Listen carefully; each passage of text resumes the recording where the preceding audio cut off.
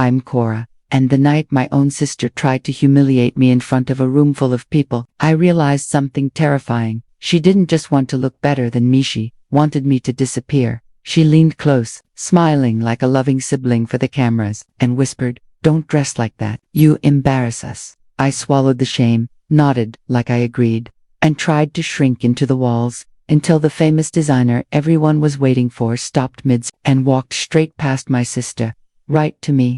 I didn't always hate my sister.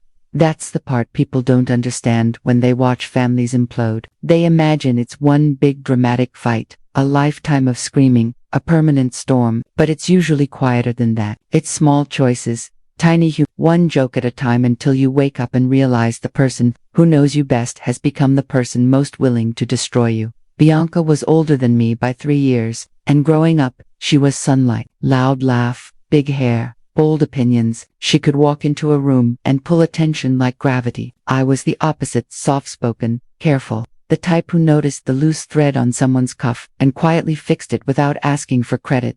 Our mother used to say. We balanced each other. Bianca would roll her eyes and call me Little Mouse, but she'd also grab my hand crossing streets, as if she feared I'd be swept away by a strong wind.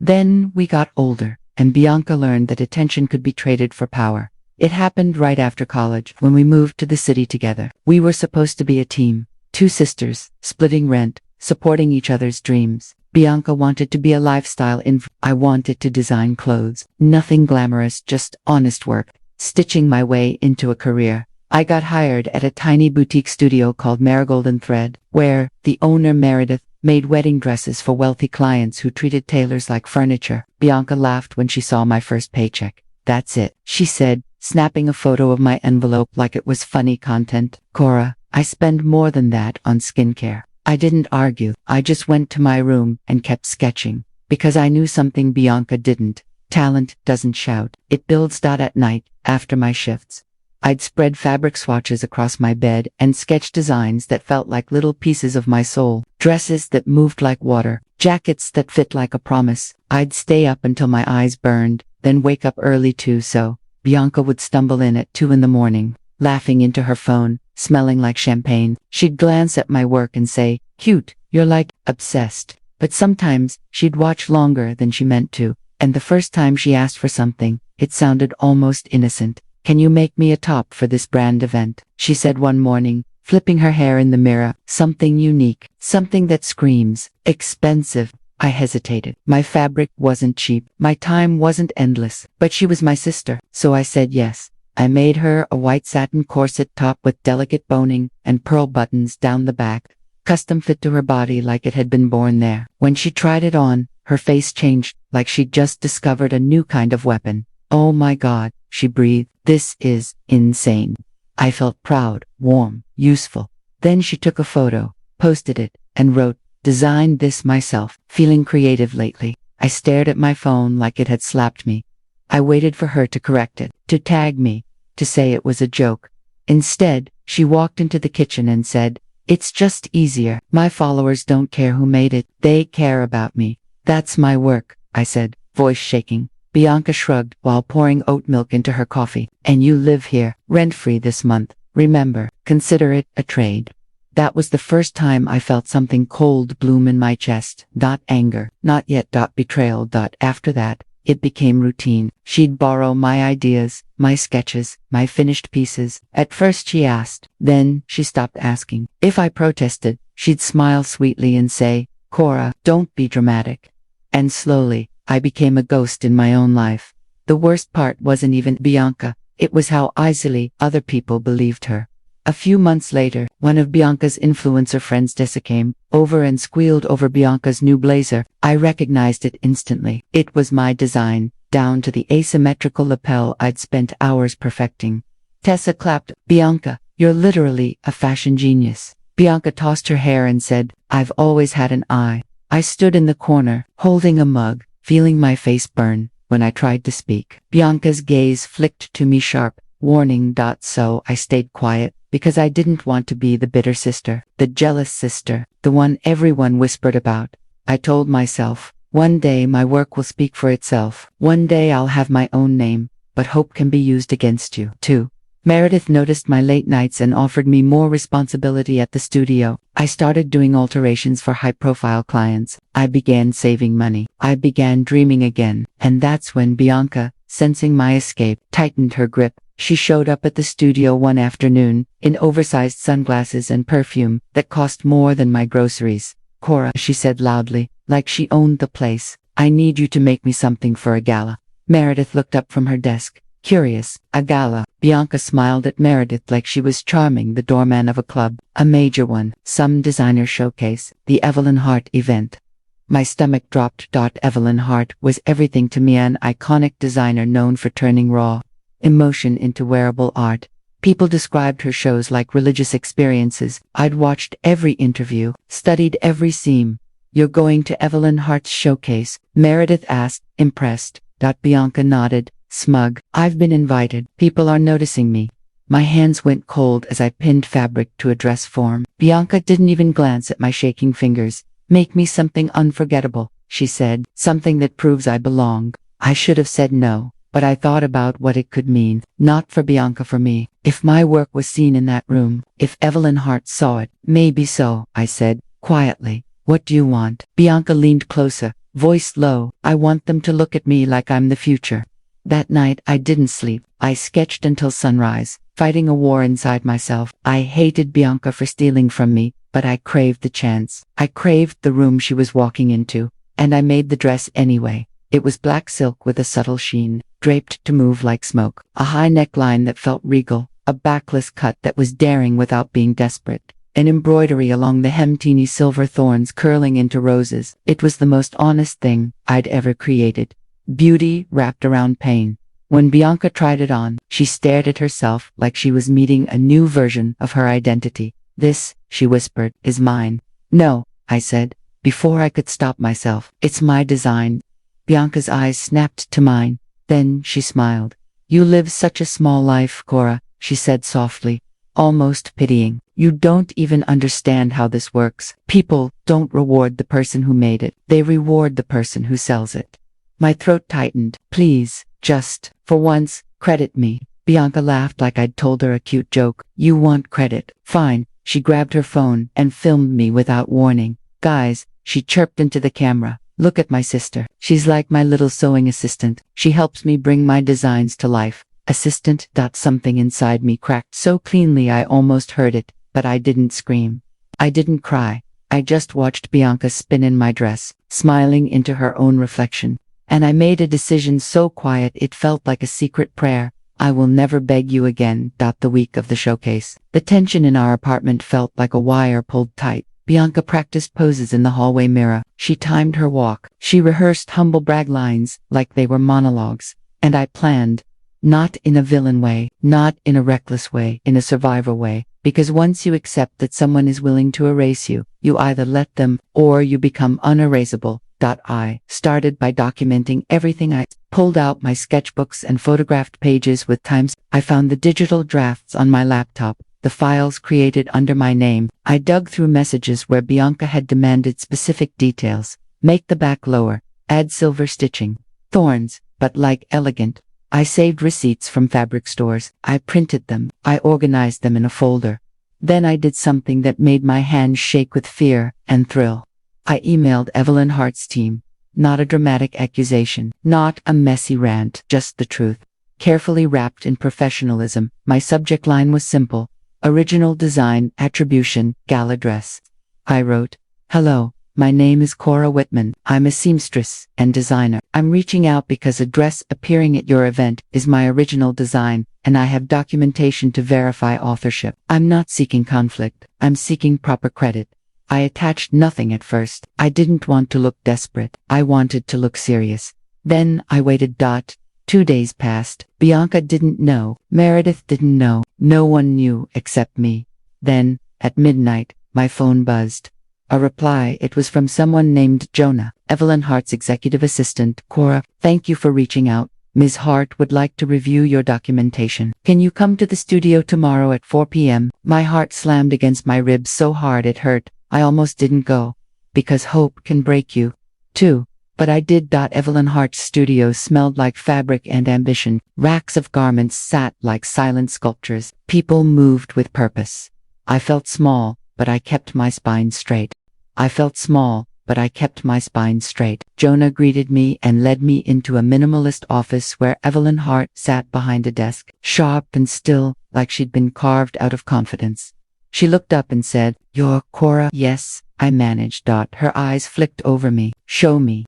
I laid out everything: sketches, receipts, drafts, messages. My hands trembled, but my voice didn't. I told her how Bianca had taken my work, how she presented it as hers, how she called me an assistant. I didn't embellish. I didn't cry. I just spoke like someone finally respecting herself. Evelyn listened without interrupting. When I finished, she leaned back slowly, studying me like a garment on a mannequin. "That embroidery," she said, tapping my sketch of the thorned hem, "it's personal." "It is," I admitted. "It's about loving someone who hurts you." Evelyn's mouth tightened, not unkindly, thoughtfully. Then she said, "Do you want revenge?" The word hit the air like a match struck. I swallowed. "I want my name." Evelyn nodded once. "Good answer." She stood, walked around her desk, and said something that made my knees nearly buckle. "Wear it." I blinked. "What?" Evelyn's gaze was steady. "Wear your design to my event. I'll handle the rest." I didn't know whether to laugh or faint, but Bianca Evelyn held up a hand. "Let her arrive thinking she owns the room. Then let her learn what ownership actually means." The day of the gala, Bianca strutted around our apartment in a robe, sipping sparkling water like it was champagne. I stayed calm, almost eerily so. I watched her apply lipstick with surgical precision. I listened to her rehearse compliments she planned to give herself. Then she turned to me, eyes narrowing at my simple outfit, her black dress. Fitted, elegant, nothing flashy. She scoffed. "You're wearing that. Cora, don't dress like that. You embarrass us." The words were meant to shrink me, but I had already grown past her. I smiled gently. "Don't worry about me." Bianca rolled her eyes. "Fine. Just don't talk to anyone important." We arrived at the venue. Crystal lights, velvet ropes, cameras like hungry insects. Bianca stepped out first, basking in flashes. She was wearing my dress. Or, she thought she was, because under the coat draped over my arm was the real thing. The exact dress Bianca wore, but tailored to my body, with one key difference.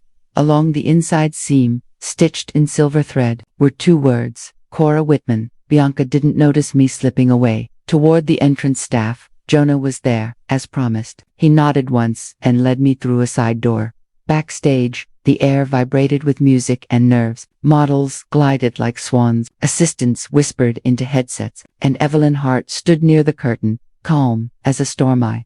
She looked at me and said, "Are you ready?" My throat tightened. "No." Evelyn smiled slightly. "Good, that means it matters." She guided me toward the front just as Bianca's laughter rose above the crowd. I could hear her voice, bright, performative. "You know," Bianca was telling a group nearby, "I actually designed this piece myself. I'm thinking of launching a line."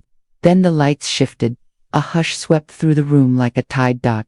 Evelyn Hart stepped onto the small platform and took the microphone. "Tonight," she said, voice smooth and sharp, "is about artistry, about truth, about the hands behind beauty." Bianca straightened, ready to be admired. Evelyn continued, "There is someone here who deserves recognition, someone whose work is being worn in this room without proper credit." I saw Bianca's smile falter. Just a flicker. Evelyn's gaze swept the crowd and then landed on me. "Cora Whitman," she said clearly, "come here." The room turned. Hundreds of eyes snapped toward me. Bianca's face went pale so fast it looked like her makeup had disappeared. I stepped forward, every step feeling like walking through fire. My hands were cold. My heart was loud. Evelyn extended her hand, and when I reached her, she lifted my coat off my arm like she was unveiling a sculpture. The dress underneath caught, the light black silk shimmering, silver thorns blooming at the hem. A murmur rippled through the crowd. Evelyn spoke into the mic again. "This is the original designer of the dress concept currently being circulated online under another name." Bianca gasped, loud enough that people near her turned. She pushed forward, voice trembling with rage, wrapped in sweetness. "This is ridiculous. She's my sister. She helps me." Evelyn cut her off without raising her voice. "Then you won't mind if we review the documentation." Jonah appeared beside Evelyn, holding a folder. My folder. Bianca's eyes darted like trapped prey. Evelyn opened it with deliberate calm. "Sketches, receipts, digital drafts, messages requesting design changes. She looked directly at Bianca. Would you like to explain? Bianca's mouth opened, closed, and in that moment, something beautiful happened. The room didn't rush to save her.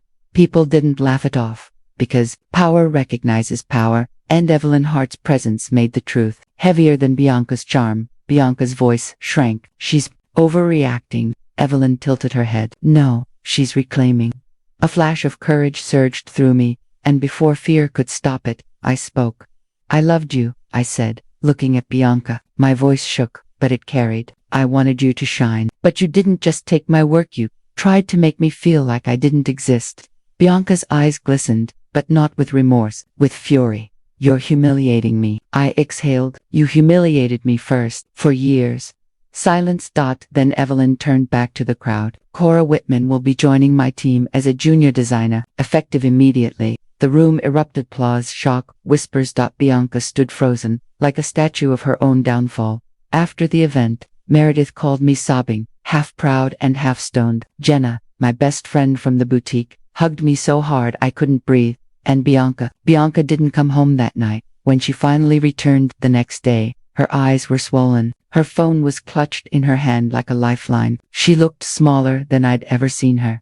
I'm being dragged online, she whispered. Brands are dropping me. I watched her carefully. Some part of me expected triumph to taste sweet, but it didn't. It tasted like relief. You could apologize, I said quietly. Bianca's face twisted. Pride fought survival. Finally, she swallowed up. I'm sorry, she said, the words scraping out like they hurt. I didn't think you'd do that. I almost laughed. Do what? Tell the truth. I didn't do it to destroy you, I said. I did it to save me. Bianca sank onto the couch, staring at her hands. What happens now? I thought of all those nights sewing in silence, all those moments I swallowed myself to keep peace, and I realized something simple. I didn't owe her my life anymore. You figure out who you are without stealing, I said, and I'm going to build something with my own name on it. A week later, I moved out. Not in anger, not in chaos, just cleanly. I took my sketchbooks, my fabric, my little sewing machine, and a version of myself Bianca had tried to keep small. At Evelyn Hart's studio, my first assignment was minor hemming adjustments, assisting, and yet every time someone said, Cora, can you do this? It felt different, because there was respect in it, not ownership, not erasure. One evening, Evelyn stopped by my workstation and picked up one of my new sketches. Her eyes scanned it slowly. You're still drawing thorns, she observed. I smiled faintly. Old habit. Evelyn set the sketch down. Thorns aren't just pain, Cora. They're protection. I swallowed past the lump in my throat. I think I'm finally learning that. Months later, my first credited piece walked a runway under Evelyn Hart's label. A model wore a jacket with a lining embroidered in silver thread, Cora, not hidden, not whispered, seen, and sometimes, late at night, I'd get a message from Bianca. Careful updates, therapy, new job, quiet apologies that didn't ask for forgiveness, just offered accountability. We weren't close the way we used to be, but we weren't enemies. Because revenge, I learned, isn't always about ruining someone. Sometimes it's about refusing to be ruined. If you've ever felt invisible in your own life, like someone else keeps taking credit for your effort, your love, your sacrifices, remember this, your name deserves to be on what you built. If this story hit home, tap like, subscribe, and share it with someone who needs a reminder that reclaiming yourself is never too much. And tell me in the comments, have you ever had to stand up to someone you loved to protect your future?